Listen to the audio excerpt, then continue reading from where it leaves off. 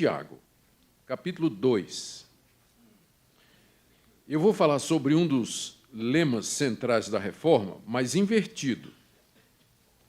O lema que eu me refiro é sola gratia, sola fide.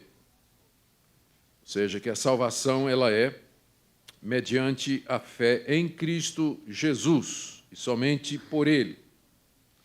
Só que nós temos que lembrar que esses slogans, somente a graça, somente a fé e somente Cristo, particularmente esses três, eles foram elaborados no contexto da pergunta: o que é que um homem faz, ou uma pessoa faz, para se justificar diante de Deus? O que estava em jogo era a questão de como o homem poderia ser aceito por Deus. Então, diante dessa pergunta, o que é que uma pessoa faz para ser aceita por Deus, justificada dos seus pecados, a resposta é: ela é justificada pela fé somente, em Cristo somente e somente pela graça de Deus. Então, é no contexto da soteriologia, ou seja, da doutrina da salvação, que esses slogans ou solas, eles foram projetados. É claro, vocês todos sabem, não foram os reformadores que escreveram os 5 solas da Reforma. Eles são uma reflexão posterior, uma tentativa de resumir o que é que eles pensavam a respeito dessa questão da salvação.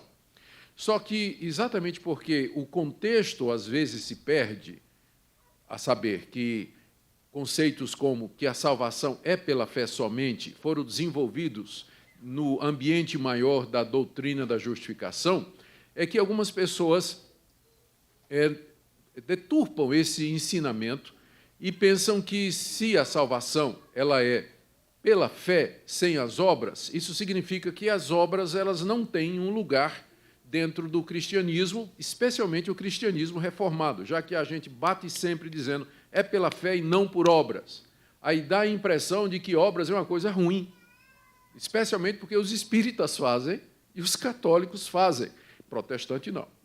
Nós não fazemos obra. Isso é coisa de espírita que faz obra para ir para o céu, católico faz obra para ir para o céu.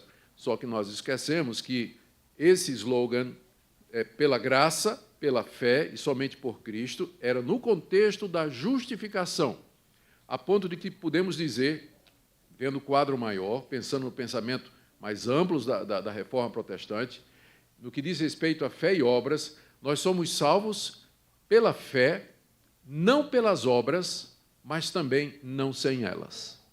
Nós não somos salvos pelas obras, mas também não sem elas. Não sem elas. É sobre isso que eu quero falar nessa noite, partindo especialmente de Tiago, capítulo 2, do verso 14 até o verso 26, que é um capítulo bastante conhecido.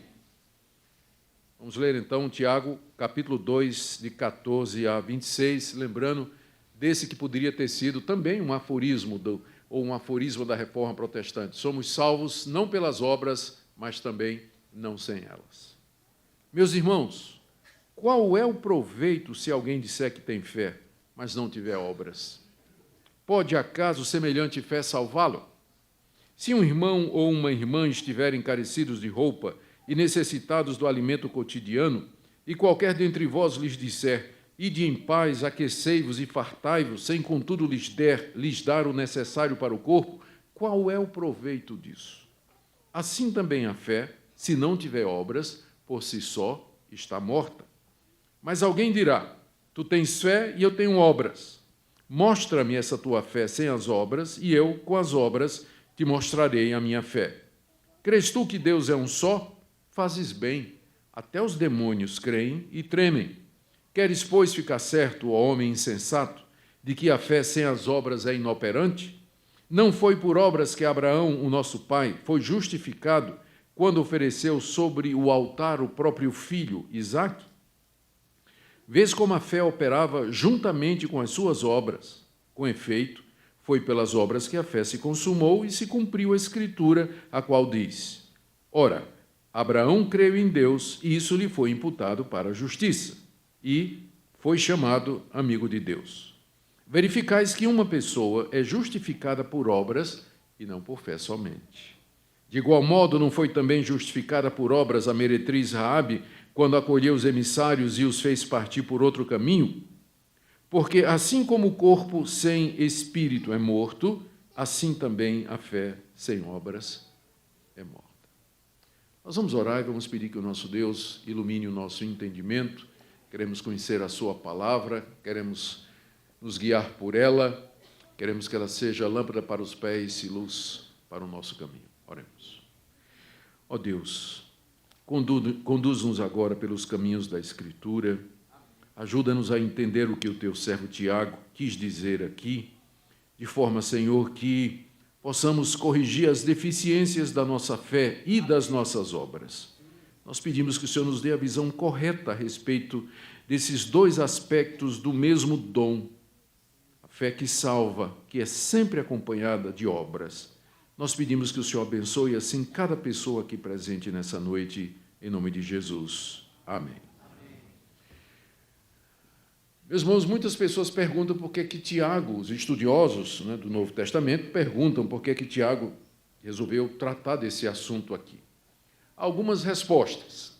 Talvez a resposta mais provável é que essa comunidade a que Tiago destinou essa carta, que eram judeus que tinham se tornado cristãos e que estavam vivendo em várias províncias do Império Romano, eles tinham, de alguma forma, não haviam compreendido corretamente o ensino, particularmente do apóstolo Paulo e dos demais apóstolos, de que a salvação era pela fé somente, pela graça somente. Porque essa foi a ênfase primeira do Senhor Jesus e dos seus discípulos, porque eles estavam ensinando o caminho da salvação num contexto legalista. Jesus, quando veio anunciando o reino de Deus, ele veio anunciando esse reino em contrapartida a um judaísmo, a um rabinismo farisaico legalista que havia criado normas e normas e regras, além daquelas que já haviam no Antigo Testamento como condição de salvação.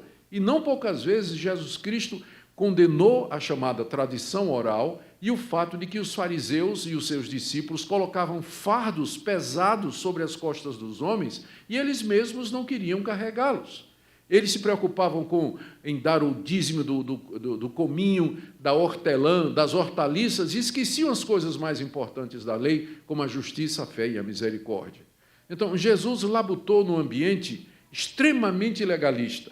E, nesse ambiente, o foco de Jesus sempre foi a graça mediante a qual Deus o havia enviado ao mundo para ser sal da terra, luz do mundo, salvador de todo aquele que crê. A ponto dele dizer que aquele que crê em mim tem a vida eterna.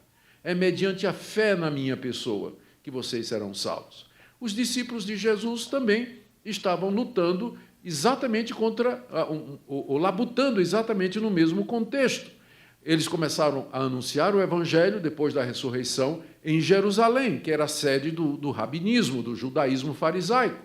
E eles tinham que o tempo todo estar enfatizando de que as obras da lei, elas não salvam, que as obras da lei foram dadas com o objetivo de antecipar a chegada do Messias, quer como pedagogo, mostrando que nós somos pecadores e precisamos de um Salvador, quer seja como tipo, especialmente a lei cerimonial, que falava de sacrifícios, falava do sacerdote e uma série de outros rituais que apontavam para a necessidade de purificação através do sangue. Então, não somente Pedro, mas João, os demais autores neotestamentários, todos eles vão falar a respeito da salvação pela graça. A primeira grande discussão que teve na igreja, está lá em Atos 15, foi exatamente sobre isso, com que base os gentios que não são judeus, eles têm que ser admitidos na igreja. E tinha um partido em Jerusalém que dizia, tem que circuncidar essa turma. Eles têm que guardar a dieta religiosa do judeu, não pode comer carne de porco, não pode comer sangue, não pode comer isso, não pode comer aquilo, e tem que guardar o calendário sagrado, as festas religiosas de Israel, e particularmente o sábado. E Paulo e Silas e outros se insurgiram contra isso, mas disseram, mas de jeito nenhum, nem nossos pais conseguiram viver dessa forma, vocês querem empurrar isso em cima dos gentios, que nem judeus são? E teve aquela grande discussão lá em Atos 15, que terminou no consenso do concílio, dizendo que, num ambiente de convívio entre judeus e gentios, era requerido somente que os gentios se abstivessem daquelas coisas que escandalizavam os judeus, como, por exemplo, comer carne sacrificada a ídolos e assim por diante. Ou seja, Paulo, os primeiros apóstolos, bem como o próprio Senhor Jesus, Eles precisavam enfatizar que a salvação era pela graça de Deus, mediante a fé em Cristo Jesus, não era por obras. Eles precisavam fazer isso, porque no ambiente que eles estavam pregando, as pessoas acreditavam que eles seriam justificados pelos méritos obtidos na observância detalhada, escrupulosa da lei. Tiago está escrevendo, ao que tudo indica, num contexto diferente. Sabe o pêndulo de um relógio, que uma hora está para um lado, né? Aí você solta aí, ele vai para o outro, ele não para no meio, né? O equilíbrio nunca é alcançado de uma vez. Esses judeus a quem Tiago escreve, que um dia tinham acreditado que a salvação era por obras, por mérito, tinham crido em Jesus Cristo como Senhor e Salvador e estavam muito animados com sua nova fé. Eles haviam encontrado essa liberdade. Somos justificados diante de Deus mediante a fé em Cristo Jesus e não por obras da lei.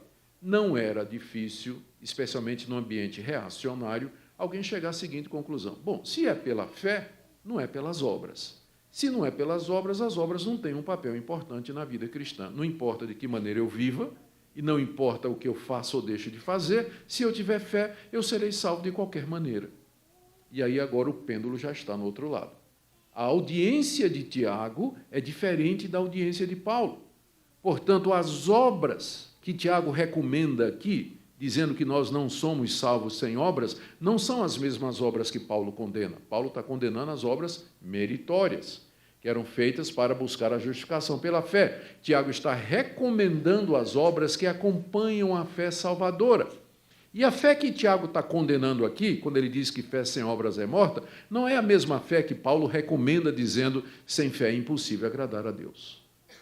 Está na carta aos Hebreus, em outros lugares na carta de Paulo, tem passagens que dizem a mesma coisa.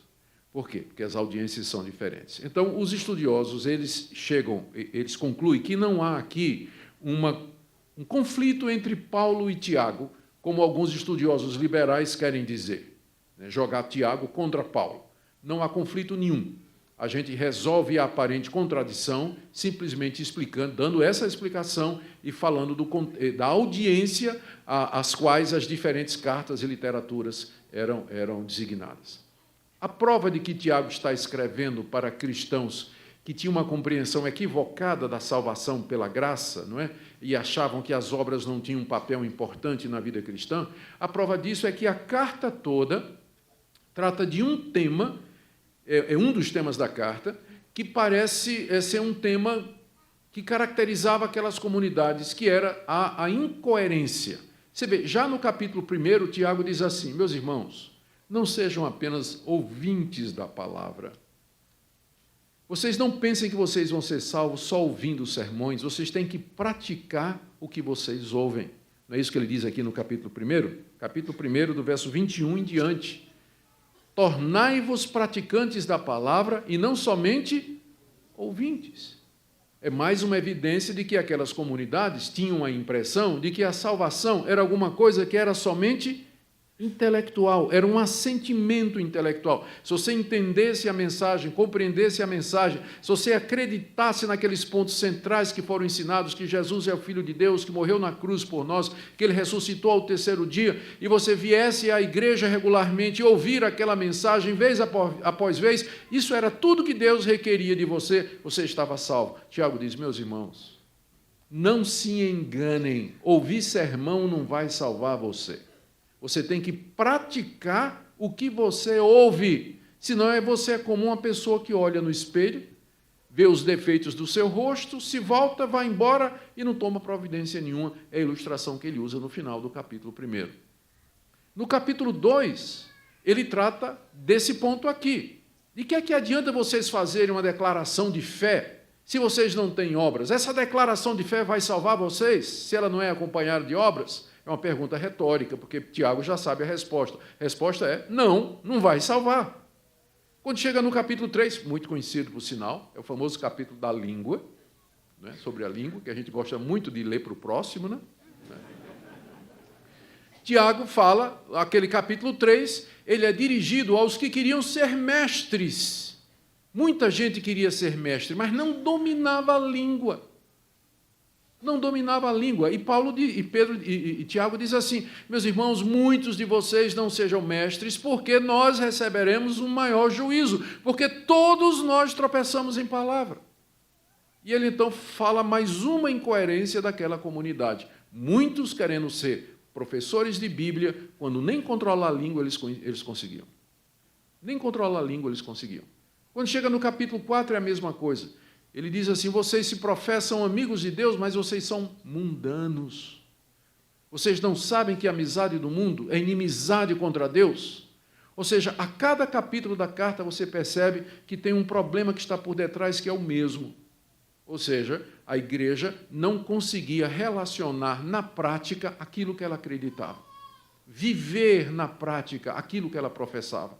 Ela ouvia sermões, mas não praticava. Dizia que tinha fé, mas não tinha obras. Queriam ser professores de Bíblia, mas não controlavam nem a língua. Diziam que odiavam o mundo, mas eram mundanos. Por isso que eu acho que Tiago é um corretivo excelente para uma falsa compreensão do que seja os 5 solas da reforma, especialmente no mundo em que nós vivemos hoje, em que a tendência não é tanto o legalismo, embora também ele esteja presente, mas é exatamente esse lado aí, a graça barata. O pessoal pensar que o evangelho se resume a isso, a você acreditar em alguma coisa, fazer alguns rituais, se fazer propósito, fazer promessa, cumprir isso ou aquilo, vir para a igreja, cantar no coral e pronto, está tudo bom diante de Deus. Não está, não. A fé verdadeira, a fé que salva, ela nunca vem sozinha. Ela vem acompanhada das evidências claras de que ela é a fé salvadora. É isso que Tiago está dizendo aqui. O Lutero, quando viu aqui a pegada de Tiago, né, que Tiago pega mesmo aqui, Lutero colocou Tiago no fim da Bíblia e disse: é uma epístola de palha. E traduziu, quando ele traduziu a Bíblia para o alemão, ele colocou Tiago, na sua primeira edição do Novo Testamento em alemão, ele colocou Tiago lá no fim. Achou que talvez não fosse inspirado, porque Tiago pega muito. E lembra que Lutero estava vivendo a experiência de descobrir a salvação pela graça, não é? E aí ele lê Tiago, capítulo 2, ele acha que Tiago não entendeu. Aí põe Tiago lá no fim da carta, no fim do Novo Testamento. Mas na sua segunda edição do Novo Testamento, em alemão, Lutero então já traz Tiago de volta para o cânon, porque ele entendeu exatamente qual era a ênfase de Tiago. Tiago não está ensinando que o homem é salvo por mérito, ele está ensinando que o homem é salvo pela fé. Só que a fé que salva, ela nunca vem sozinha. Ela é acompanhada de obras que evidenciam, que mostram. Por isso, aquela frase: a salvação não é pelas obras, mas também não é sem elas. Elas estão presentes, elas têm que estar juntas. Elas são evidência. E por isso, então, que eu pensei que hoje à noite a exposição desse capítulo poderia trazer um equilíbrio necessário, né, quando a gente está falando tanto sobre a reforma, para a gente entender direitinho o que é que queremos dizer quando afirmamos que a salvação é pela fé sem as obras. O que é que nós queremos dizer com isso? Vamos, então, ao texto. No verso 14, Tiago coloca o problema. Depois do verso 15 até o verso 26, ele vai dar 4 argumentos para esse ponto dele de que a fé sem obras é inoperante. Então, vamos ver aqui no verso 14, vamos chamar de problematização, né? Tiago ele introduz o assunto com essa pergunta retórica: meus irmãos, qual é o proveito se alguém disser que tem fé, mas não tiver obras? Ele está se referindo aqui às declarações de fé que os cristãos faziam ao serem admitidos na igreja.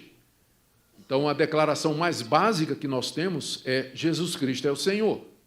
Geralmente, os judeus acrescentavam a isso o famoso Shema, que está lá em Deuteronômio capítulo 6, ouve Israel, o Senhor nosso Deus é um único Senhor. E em seguida dizia: Jesus Cristo é Senhor, é o Filho de Deus e Salvador. Essa é a declaração primitiva, apostólica, original, mais antiga que nós temos no Novo Testamento. E era provavelmente isso que se exigia dos convertidos.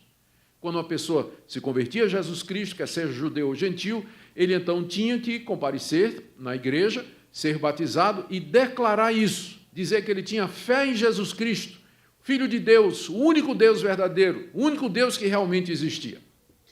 A pergunta então de Tiago é: Meus irmãos, qual é o proveito dessa declaração se ela não for acompanhada de obras, de atitudes que comprovam que ela é uma declaração sincera?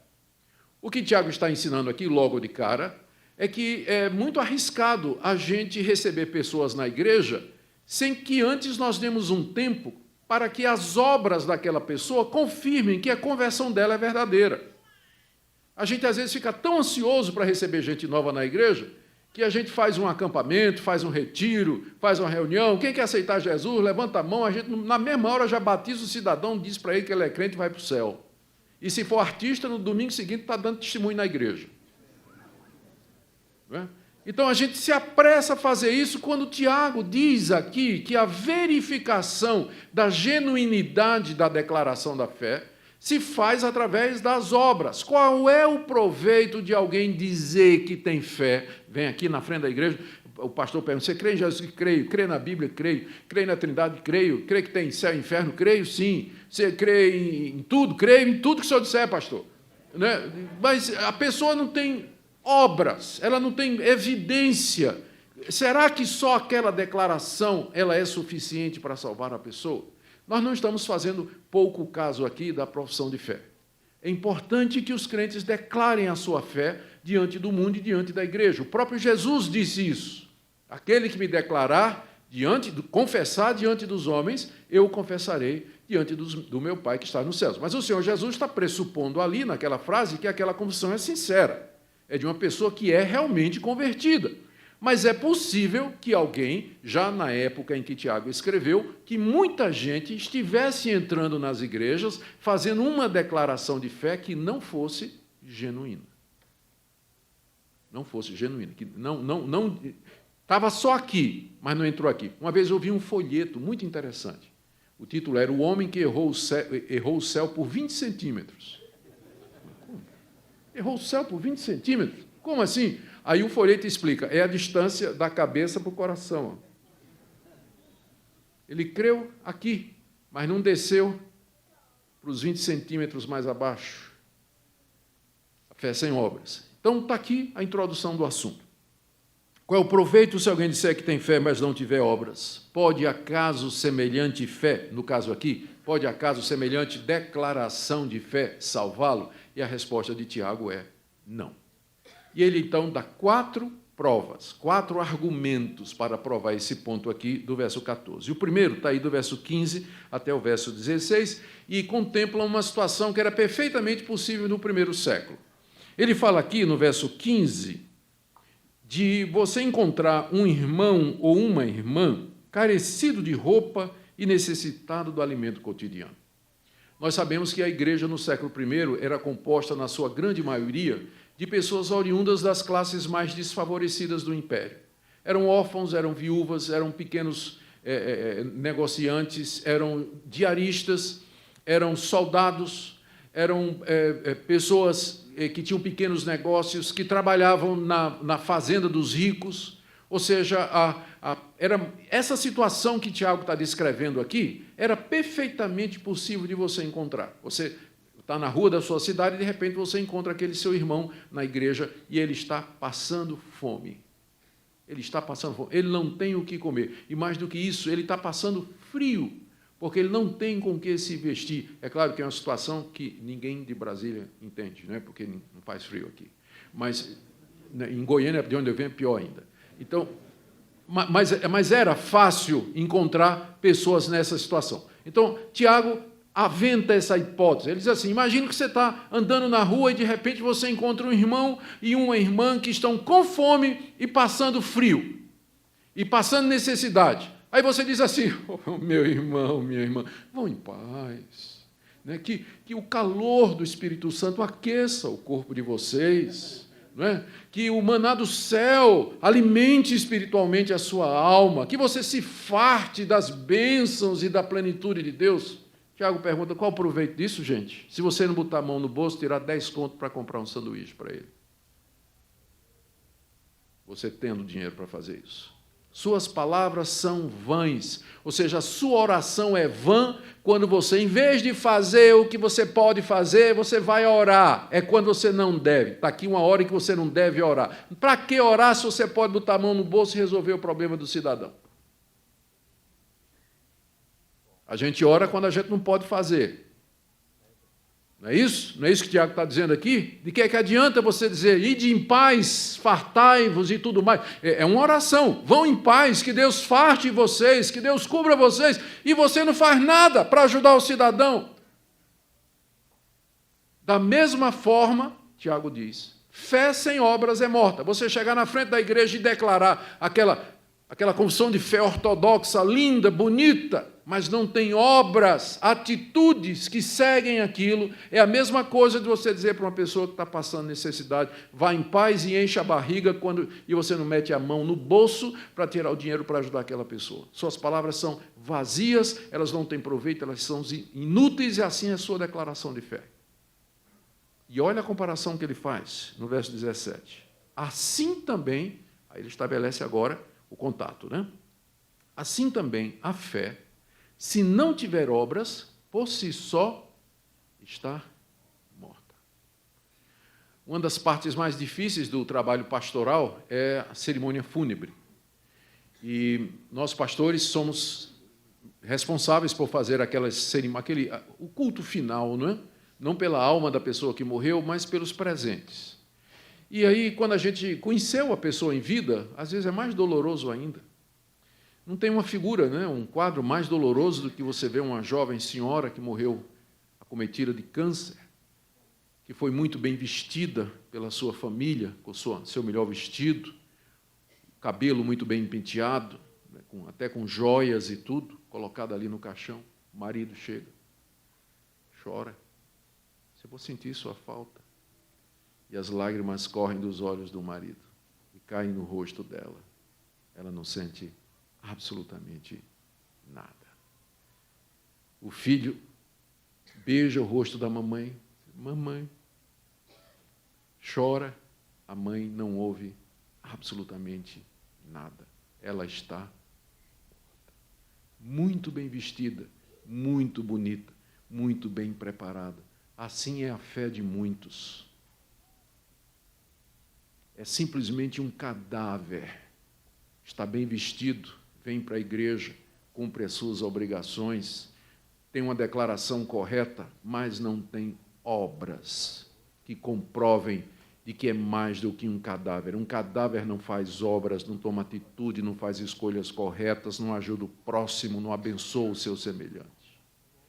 Da mesma forma que você dizer para uma pessoa, vá em paz, fartai-vos, esquentai-vos, sem dar nada necessário para isso, assim também a sua declaração de fé que não é acompanhada por atos de obediência, misericórdia e serviço a Deus. Esse é o primeiro ponto de Tiago. O segundo está no verso 18. E essa é uma passagem difícil de interpretar, por conta pode ser traduzido de diversas maneiras. Eu quero sugerir porque a grande pergunta é quem está dizendo o que a quem?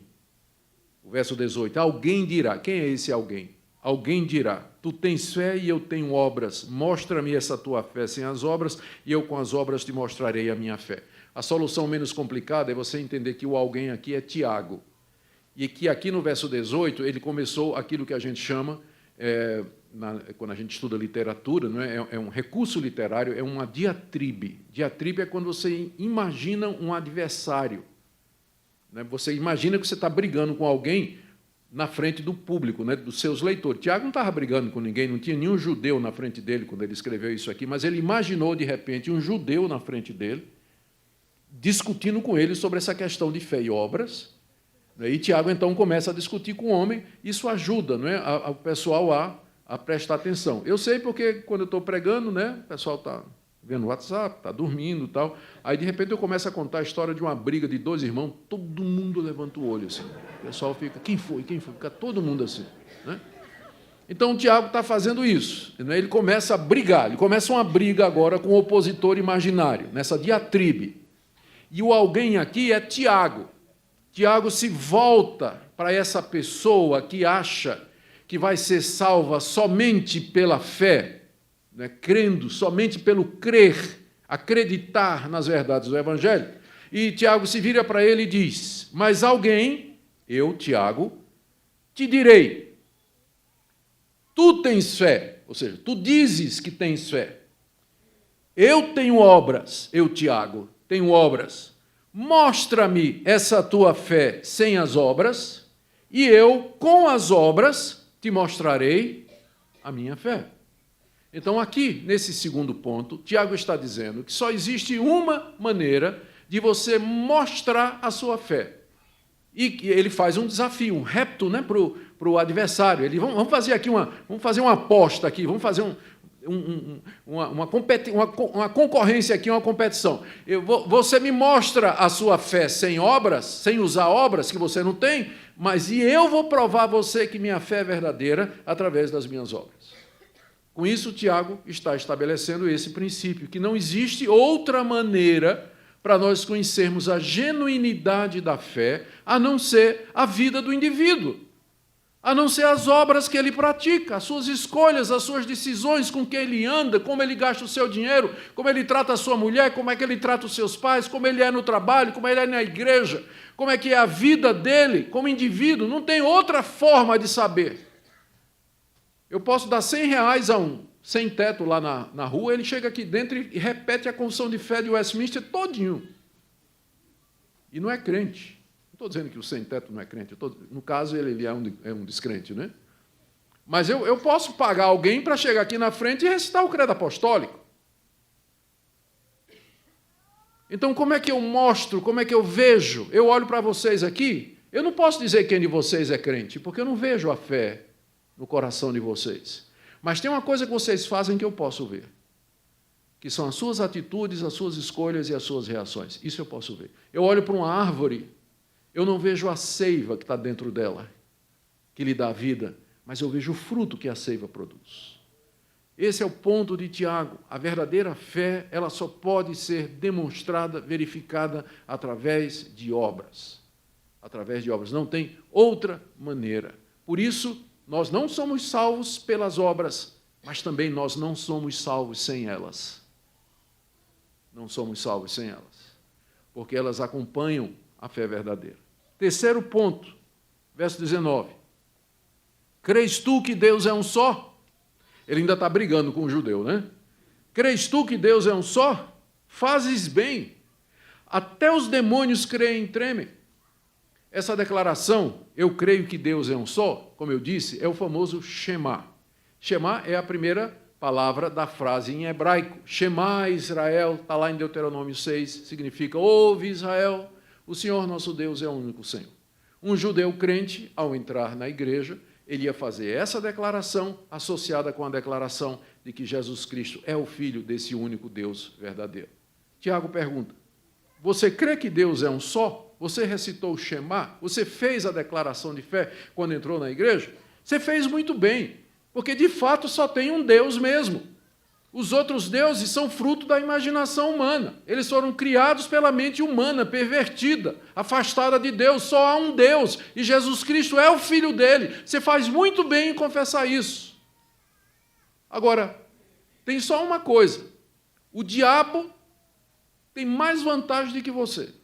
Porque o diabo crê também na mesma coisa e ele tem uma vantagem: ele treme e você não. Uma vez uma senhora chegou para mim, numa igreja que eu pastoreei, não foi na de Goiânia não, foi antes. Tá? Vai que tem alguém assistindo, né, do lado de Goiânia. Agora é tarde, né?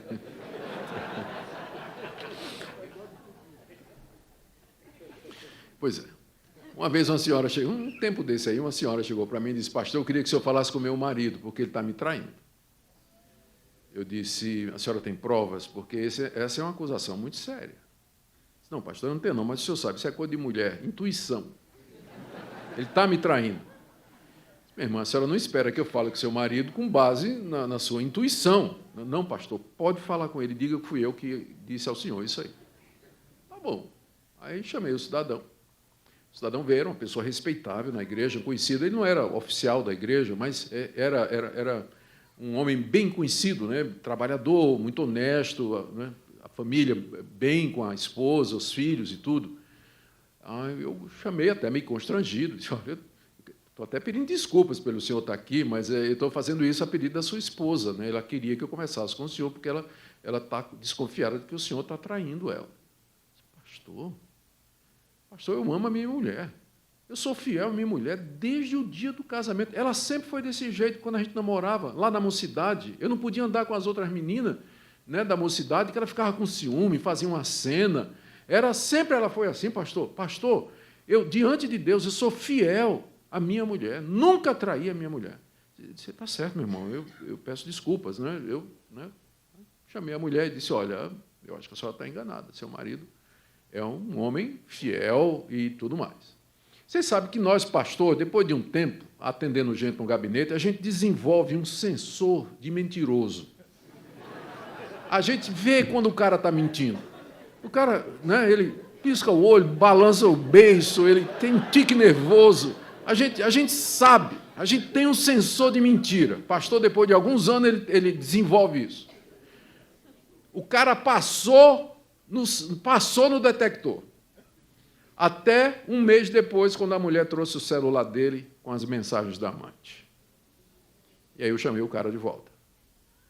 Aí disse, meu irmão, voltando àquele, o senhor está traindo a sua mulher? De jeito nenhum, pastor. Gente, e o cara nem tremiu o beiço, nem tremia o beiço. De jeito nenhum, pastor, nunca fiz isso. Isso aqui, meu irmão, é o quê? Pastor, isso foi um lapso e tal, me perdoe, foi um erro, foi um momento de fraqueza na minha vida. Aí me deu aquele tique assim, eu disse, só uma pergunta, foi a única vez? Ele disse, pastor, já que o senhor perguntou. O cara vinha traindo a mulher há muitos anos e mentia na cara dura. Ele nem tremia. Nem tremia. A diferença para o diabo entra no reino de Deus na frente desse. A diferença do diabo é que o diabo treme. A prova de que ele treme é que quando Jesus encontrou o endemoniado gadareno, os demônios pensaram que tinha chegado a hora do juízo final, em que o Messias haverá de lançar no inferno o diabo e seus anjos para todo sempre. E aí eles tremeram e eles gritaram, o que é que nós temos contigo, Jesus de Nazaré? Vieste atormentar-nos antes do tempo? Porque eles pensavam que Jesus tinha chegado para lançá-los no inferno. Tanto é que eles gritaram, não nos mandes para o abismo. E Jesus, porque não era o tempo, porque Jesus não responde a oração de demônio, né? Porque não era o tempo, permitiu que eles saíssem para os porcos, o que acaba sendo até um incentivo, né, para nós. Se Jesus respondeu aos demônios, quanto mais a sua oração. Né? Então, não desfaleça, irmão. Não desfaleça. Você também pode encontrar graça e misericórdia. Né? Graça e misericórdia. Se o demo encontrou, né? Quanto mais nós, né, podemos encontrar. Mas meu ponto aqui é que eles tremeram. Eles sabiam quem era Jesus e eles tremeram. E o tipo de gente que Tiago está confrontando aqui é gente que professa a cristandade, professa o cristianismo e vive em pecado e nem treme, pensando no dia do juízo. Trai a mulher, vive em pornografia, é desonesto nos negócios, guarda mágoa e ódio no coração, é mentiroso e não treme diante da perspectiva do juízo, de que há um Deus que está vendo e que vai trazer a juízo toda obra oculta. Crês tu que Deus é um só? Fazes bem. Até os demônios creem e tremem. Esse é o terceiro argumento de Tiago, de que só você dizer que você é crente e vir à igreja, isso não vai salvar você. Vamos por último ponto, do verso 20 a 26. Aqui Tiago, ele cita 2 exemplos do Antigo Testamento para provar o tema dele aqui. O primeiro exemplo que ele cita é o exemplo de Abraão. Está aí do verso 20 até o verso 24. Vamos ler. Queres, pois, ficar certo, ó homem insensato, de que a fé sem as obras é inoperante? Não foi por obras que Abraão, nosso pai, foi justificado quando ofereceu sobre o altar o próprio filho Isaque? Vês como a fé operava juntamente com as suas obras. Com efeito, foi pelas obras que a fé se consumou. E se cumpriu a Escritura, a qual diz: ora, Abraão creu em Deus, e isso lhe foi imputado para a justiça. E foi chamado amigo de Deus. Verificais que uma pessoa é justificada por obras e não por fé somente. Abraão era o pai da nação judaica, era o pai de Israel. Abraão era considerado o pai da fé. Ele era chamado amigo de Deus. Ele figura na literatura rabínica e na literatura neotestamentária como sendo aquele homem de grande confiança e dedicação a Deus, que ouviu a voz de Deus, creu nas suas promessas, com paciência aguardou o seu cumprimento e recebeu a herança prometida. Abraão é colocado várias vezes no Novo Testamento diante de nós como sendo exemplo de fé, de santidade e de compromisso com Deus. É por isso que Paulo escolheu o exemplo de Abraão para demonstrar o ponto dele. E a demonstração é feita simplesmente observando a sequência dos acontecimentos na vida de Abraão. Paulo conhecia muito bem o livro de Gênesis, que é onde está a história de Abraão, e os seus leitores também, porque eram judeus. E a sequência é essa. Capítulo 12, Deus chama Abraão e lhe faz grandes promessas. E entre as promessas que Deus fez, estava a promessa de que de Abraão viria alguém, um descendente, em quem seriam benditas todas as nações da terra. Gênesis capítulo 12. Deus chama Abraão, Abraão crê em Deus, escuta o chamado de Deus, sai da sua terra, da sua parentela, vai lá com sua família e chega lá na Palestina, não tem um pedaço de terra que é dele, e durante 10 anos ele fica ali naquela terra, morando em tendas. Até que, finalmente, Gênesis 15, Abraão cansa. E ele então pergunta a Deus, Deus aparece uma noite, está em Gênesis 15 isso, Deus aparece uma noite a Abraão e diz assim, olha, eu vou cumprir tudo que eu prometi para você. E Deus disse, Senhor, faz mais de 10 anos, e eu estou ficando velho, e minha mulher é estéril, e ela está ficando velhinha também. Como é que vai acontecer isso? Quem vai herdar tudo que eu tenho é meu mordomo, Eliezer. E Deus disse, não será ele o teu herdeiro, vem cá. Chama Abraão, acredito que para fora da tenda, para Abraão poder ver o céu, e diz, conta, devia ser uma noite bonita, uma noite oriental bonita, clara, conta as estrelas, se pode. Assim será a tua descendência. E diz lá em Gênesis 15, no verso 6, que Abraão creu em Deus, e isso lhe foi imputado para justiça. Abraão foi justificado pela fé. Ele creu que Deus haveria de cumprir a promessa e que da sua linhagem, ainda que amortecida, pelo milagre e pelo poder de Deus, viria aquele em quem todas as nações da terra seriam abençoadas e salvas, inclusive o próprio Abraão. E ele creu no Messias que haveria de vir, que seria seu filho. Não sabia o nome dele. Nós hoje sabemos. Mas ele não sabia o nome, mas creu. A fé de Abraão é igual à nossa. Nós somos salvos exatamente da mesma forma. Abraão foi salvo pela fé no Messias que haveria de vir. Nós somos salvos pela fé no Messias que veio. Nem Abraão viu o Messias e nem você viu. Então é pela fé. Abraão foi justificado pela fé. Tudo bem, o tempo passa, nasce Isaque. Capítulo 22 de Gênesis. Deus aparece a Abraão, diz, Abraão, quero que você ofereça Isaque como sacrifício no alto do Monte Moriá. Isaque era o herdeiro das promessas. E lá no relato, até para aprofundar assim a crise, está dito assim, toma o teu filho, teu único filho, a quem tu amas, e o oferece em sacrifício. Lá vai Abraão, acorda cedinho, pega o jumento, bota a lenha, pega Isaque, pega o fogo, pega o cutelo, pega um servo, lá vai, andando para o Monte Moriá. Chega na base do monte, volta para o servo, vira para o servo e diz assim, fica aqui porque eu e o menino vamos adorar e voltaremos, plural. Voltaremos, plural. E aí vai subindo. E Isaque, subindo o morro, diz, pai, eu estou vendo a lenha, estou vendo o cutelo, estou vendo aqui as cordas, mas cadê o cordeiro? Qual foi a resposta de Abraão? Deus proverá.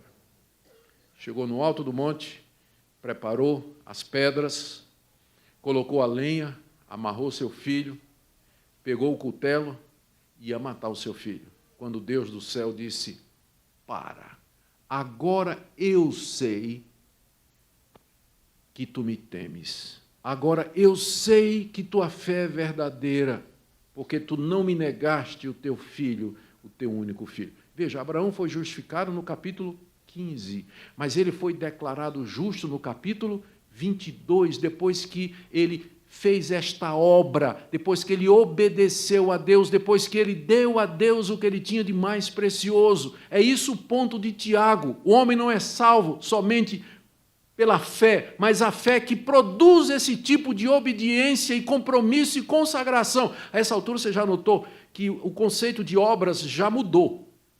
Na primeira parte de Tiago, capítulo 2 aqui, obras é você ajudar quem está com fome e com frio. Mas agora, no caso de Abraão, obras é obediência à vontade de Deus, é você dar a Deus aquilo que você tem de mais precioso. O conceito de obras no Novo Testamento é muito mais amplo do que só fazer caridade. A Igreja Católica e os espíritas é que se apropriaram disso. Mas no conceito reformado, obras são todas aquelas atitudes em resposta à vontade de Deus que partem de um coração regenerado. E pode incluir ajudar o pobre e o necessitado, mas é muito mais do que isso, como o texto mostra. O argumento, então, de Paulo é esse. Você vê como a fé... Desculpa, aqui o verso 22, ele disse, você vê como a fé operava juntamente com as suas obras. As duas coisas estão juntas. A fé que salva, ela é acompanhada de santidade, de obediência, de obras, de atitudes. Ela não vem sozinha, ela sempre vem junta. A fé coopera com as obras. E foi pelas obras que a fé se consumou. E se cumpriu, então, a Escritura que diz, ele está se referindo agora ao verso 15, eu estou lendo o verso 23. Abraão creu em Deus, e isso lhe foi imputado para a justiça. Qual é a conclusão de Paulo no verso 24? Verificais que uma pessoa é justificada por obras e não por fé somente. Eu não posso deixar aqui de me lembrar de uma história que o Billy Graham contava, aquele famoso evangelista, o grande evangelista americano, usado por Deus para levar milhões de pessoas a Jesus Cristo. Disse que uma vez estava num avião, numa dessas viagens dele, e sentou um bêbado ao lado dele. E o bêbado olhou para ele e reconheceu. Billy Graham era uma celebridade, né? O bêbado reconheceu e disse, o senhor é Billy Graham? Desculpa, eu não sei imitar bêbado. Disse, o senhor é Billy Graham? Né? Aí ele disse, sim, sou eu. Ele disse, pois foi o senhor que me converteu. Aí Billy Graham disse, foi mesmo, porque se fosse o Espírito Santo, o senhor não estava assim. Não é? Verificais que uma pessoa é justificada por obras e não por fé somente. O último exemplo, aliás, o segundo exemplo, no último ponto de Tiago, que ele traz para comprovar isso, que fé sem obras é morta, é exatamente o oposto de Abraão. Abraão, um homem, agora ele vai falar de Raabe, uma mulher. Abraão, pai da nação judaica, exemplo de moralidade e de fé. Raabe, uma prostituta cananita pagã que morava em Jericó. Não pode haver duas pessoas mais diferentes do que Abraão e Raabe. Por que Tiago escolheu Abraão de um lado e Raabe do outro? Não tinha outros exemplos que ele poderia tirar do Antigo Testamento para demonstrar o ponto dele? Sem dúvida teria, mas eu acho que ele fez isso de maneira intencional para dizer o seguinte: tanto faz ser Abraão quanto ser Raabe, o princípio é o mesmo. Fé sem obras é morta. Porque às vezes a gente fica pensando assim, não, Deus no meu caso vai fazer uma exceção.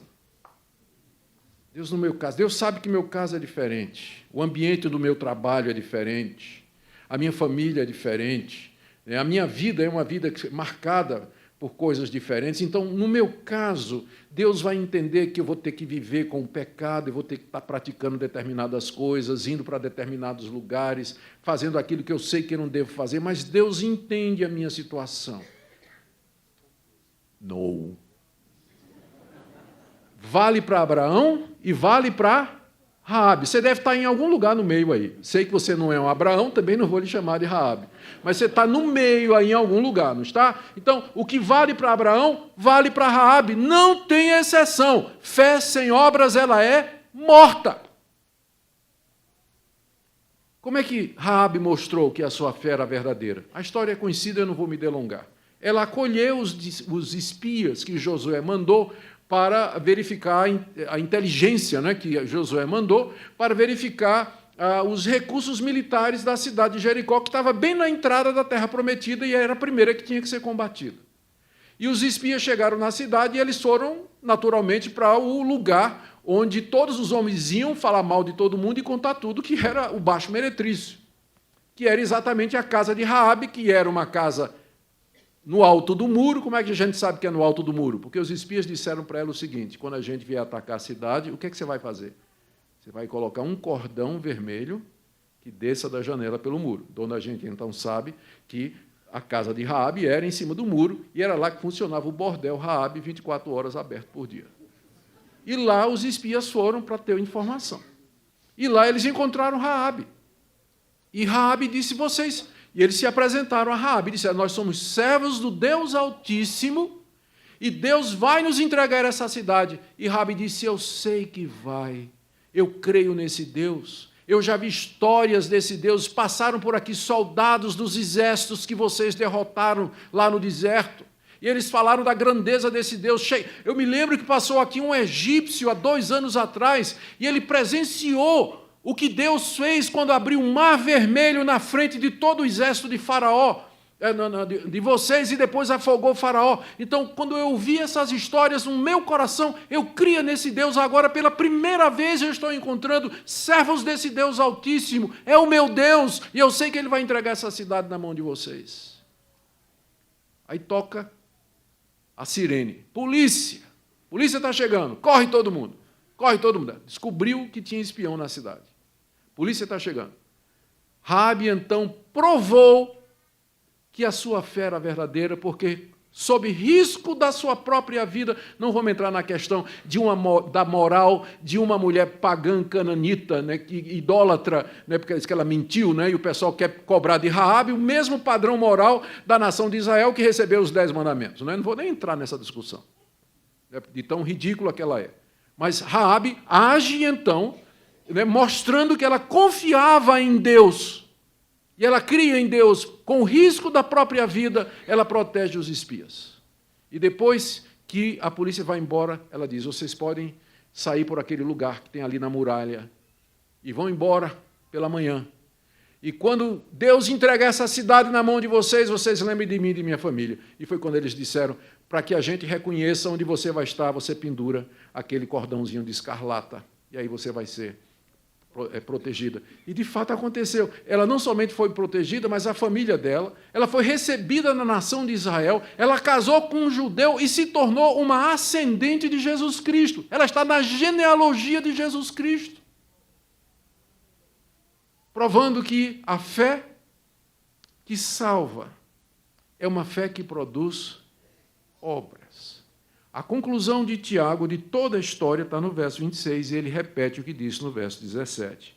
Porque assim como o corpo sem espírito é morto, assim também a fé sem obras é morta. Você nota que no caso de Raabe, a fé, obras já tomam uma outra conotação. No primeiro ponto, obras é ajudar o pobre, o nu e o necessitado. No segundo ponto, obras é você dar a Deus o que você tem de mais precioso. No caso de Raabe, obras é você, se necessário for, entregar-se pela fé em Cristo Jesus, arriscar sua vida, comprometer-se, dar-se inteiramente a Deus, ainda que isso possa custar a sua própria vida. Agora, então, eu quero trazer esse ponto aqui, da reforma, porque isso aqui não é um ponto de Tiago. Os reformadores entenderam muito bem isso aqui. Lutero, a princípio, teve uma dificuldade, depois nós já vimos, eu já falei na segunda edição, ele já reparou a primeira dificuldade que ele teve com essa carta aqui. Mas o ponto é esse: nós somos salvos pela fé sem obras, não através de obras, desculpem, nós somos salvos pela fé e não através de obras, mas também nós não somos salvos sem obras. As obras acompanham a salvação. As obras acompanham a vida do salvo, do verdadeiro convertido, daquele que verdadeiramente creu e entregou sua vida a Jesus Cristo. Como é que está você nessa noite? Nós estamos aqui celebrando 500 anos da Reforma Protestante. E um dos pontos da Reforma, o ponto central é esse, De que maneira o homem pode ser justo diante de Deus? E a resposta é, não pelas suas obras, mas mediante a fé. Fé que vai produzir obras. Lutero tinha uma frase que ilustrava bem isso. A lei de Deus que cobrava obras nos levava a Cristo para sermos justificados gratuitamente pela fé. E Cristo, então, nos manda de volta à lei para que nós possamos praticar obras de gratidão e reconhecimento, porque Ele nos salvou e nos redimiu. Que esse ponto seja gravado no nosso coração e que Deus permita que nós vejamos uma mudança no nosso país. Nós somos 1/3 da população evangélica. E somos um dos países mais corruptos do mundo. Onde estão as nossas obras? Que Deus tenha misericórdia de nós e nos dê o verdadeiro avivamento que nós precisamos. Amém? Deus nos abençoe.